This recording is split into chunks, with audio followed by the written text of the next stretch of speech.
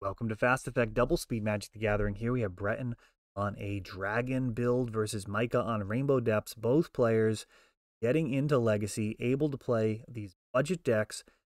These are going to be spotlighted on the channel. Micah's actually not on Rainbow Depths. He's actually on a mono black build. He's got Rainbow Depths built, and now he's experimenting with a mono black build. Get around to doing that one as well tomorrow. Rainbow Depths kind of in-depth dive into the deck list, deck tech, let's call it. Duress here. Actually, you can tell, new to the format, Duress cannot actually take grief, but that is the card chosen. So an error there.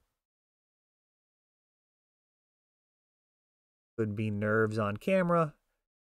Could be inexperience. Both players missing that, as Duress actually cannot take the creature grief.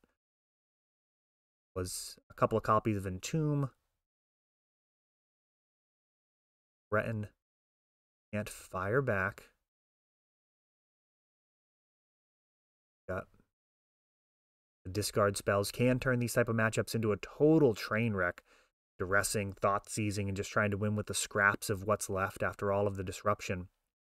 Well, he has a Cabal Therapy, which in the dark, not nearly as good. Man, this would be a very different situation if he had grief first, get a look at the hand, then Cabal Therapy. Oh yeah, look at this. He's got Hex Mage and the Dark Confidant. Breton would be able to clear both of those bears. Just a Dark Depths and a Pithing Needle would be the way I would do it. On what I've got in my hand, I might even consider animating the Dark Confidant if I have access to an animate. No other cards in the graveyard, but of course Breton already has Entomb.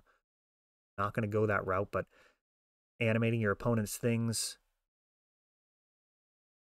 totally an option, especially when you have Cabal Therapy to bail on the creature later. In the case of Dark Confidant, you don't necessarily want to keep that around forever when you're playing 8 drops in your deck, but I'd certainly take a couple extra cards off of that if I don't have everything I need.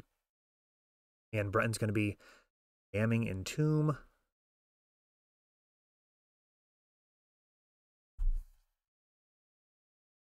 Or a new target at Lotus Petal, actually an addition to this mono black build. Come to me with a mono black list, ask my 2 cents, and the first thing I said was, where's the Lotus Petal? Changes the fundamental turn of the deck, potentially full turn earlier, where you could like actually just make a turn 1 20/20 thanks to having multiple pieces of acceleration. Dark Ritual and Lotus Petal. You could potentially Lotus Petal, Dark Ritual, Thoughtseize your opponent, Vampire Hex Mage, Dark Depths, make a 20/20 all on the first turn. Just so much better, so much faster. Of course, we'll see how it plays out. Not as resilient as a Swamp, one-time use, but I suspect it's going to be quite strong in this list. Dark Confidant drawing extra cards. You know, if you're going to draw 2 lands or a land and a Lotus Petal, I'd much rather have land Lotus Petal off of an active Dark Confidant continuing to fuel. You just want to be able to deploy those resources that you're getting off of him, not sit there with a full grip, potentially having to go to discard. You want to be able to deploy them all. A lot of cheap spells. Lotus Petal can help. See how good it ends up being. Right now we've got Vampire Hex Mage and Dark Depths on board. And the new win con in the graveyard looks like it's going to be too slow. Abdel is a new World Gorger. Breaking news here from the Baldur's Gate set, a brand new addition to Legacy. Animate Dead, bringing back Abdel, and when he enters the battlefield, they exile any number of non-land permanents other than him, and then they leave the battlefield, and you get a 1/1 for each permanent removed this way. So when you exile Abdel, when you exile the animate, Abdel goes back to the graveyard. When he goes back to the graveyard, the animate comes back, which brings back Abdel. You just have an infinite loop, infinite 1/1s. Now, this deck really, really wants a, like, Arkham's Astrolabe. Like, that would be so good to be able to every loop draw a card. Stitcher Supplier does the job. If you have Stitcher Supplier, you're going to mill yourself out, and then you're going to win the game that way. However, here we see kind of a problem with this Abdel plan. Breton dies with infinite 1/1s as this 2020 is made during the end step and turns sideways. But a new interesting printing, certainly something that you can entomb for in the right situation, where you may not be happy getting a Gristlebrand. Maybe you have too low of life. Maybe you don't have any other pieces to go along with World Gorger, and just getting infinite 1/1s could be good enough. World Gorger needs something to go along with him, possibly a trash card like Piranha Marsh. I mean, that thing is just not good. It's a necessary evil when you're running World Gorger strategy. It seems you could run Sunscorched Desert. Neither of them are actually good. Entering the battlefield tapped seems to be more acceptable trade-off as compared to having colorless mana in the deck. And Sedgemoor Witch, here we go. Transformational sideboard. Dark Depths winning that last game. Now it's facing down a Sedgemoor Witch.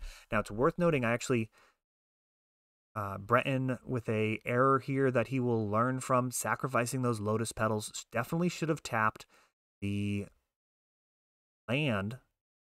He would be all set. Oh, and he just top decks a swamp anyways. What a savage. Brutal. Chain of Smog.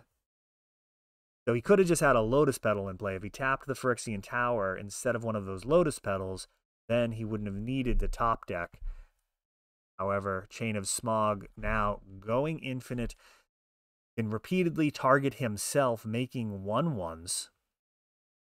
These pests, when they die, he's going to gain a life. Now, in this particular matchup, that is probably a wrap no matter what. Even if Micah had a way of destroying all of these creatures, Breton's 24 billion life total, whatever number he chooses, would be just too much to ever make up with Merit Lage. Definitely get mathematically outside the range of the deck. The final Chain of Smog is then deflected back at Micah, who loses 2 cards and is also facing down infinite damage from all of these pests.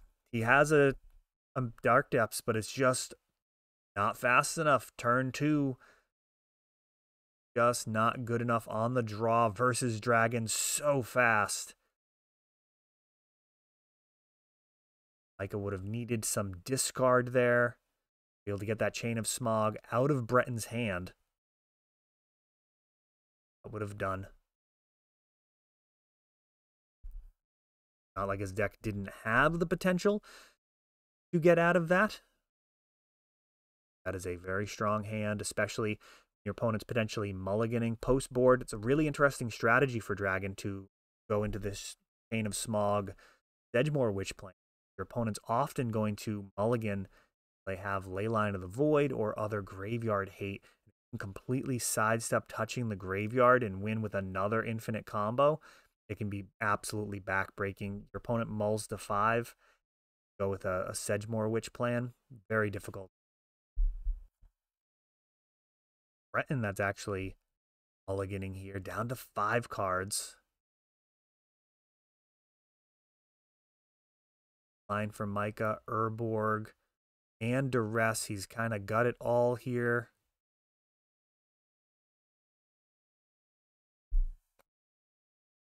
Happened again. Oh no. Oh, there's going to be probably not a small amount of teasing here that goes on in the shop. Duress both times taking a creature. Micah did miss the prizes in this tournament. Would likely feel obligated to give Breton some of his store credit if he had won some. Players missing the money in a particular event. Now, we do have an interesting thing to talk about, less controversial than the uber powerful duress. Just as like a roided up Thoughtseize, like don't even lose the 2 life. So Leyline of the Void is really shutting down Breton here. Urza's Saga is on board, and Thespian Stage can create a very, very powerful win condition here. So Thespian Stage, once it becomes a copy of Urza's Saga, has that Saga ability, starts to tick up. Now, it's important to understand when the Saga triggers happen, the land gains that ability. So once it stops being in Urza's Saga, it still has that ability. So you can actually have Urza's Saga copied by Thespian Stage, allow the Thespian Stage to tick up, and then change it to a different land prior to that. For example, a swamp, which would be a super solid thing to have as it's difficult to wasteland. And you can just be paying 2 and tapping your swamp to create a construct because it's gained that ability. It's not part of the name of the card.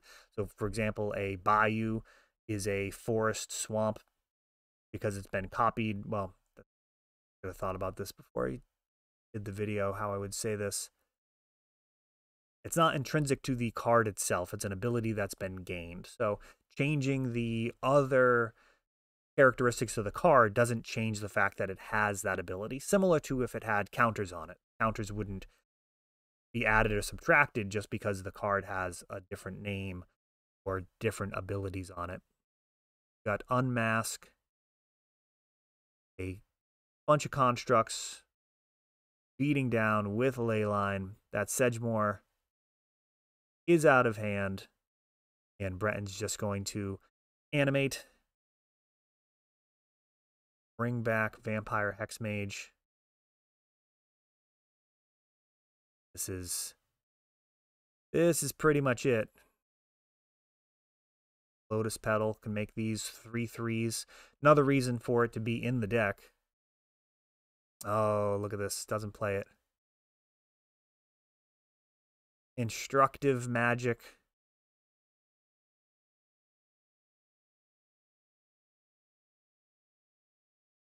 The optimal plays, or we see suboptimal plays, and we can learn from them. Not playing that Lotus Petal, a huge error. Really internalize that. There we go. Picking up on the fact when he went to attack, calculated the power and toughness in all likelihood, and then realized that Lotus Petal would add to it. I think this is like actually the first time that Micah possibly even playtested this deck. Just jamming it in our F&M, a great place. Yeah, experience with decks. I actually prefer to just play in tournaments. I don't really do much playtesting at all. Pretty much never.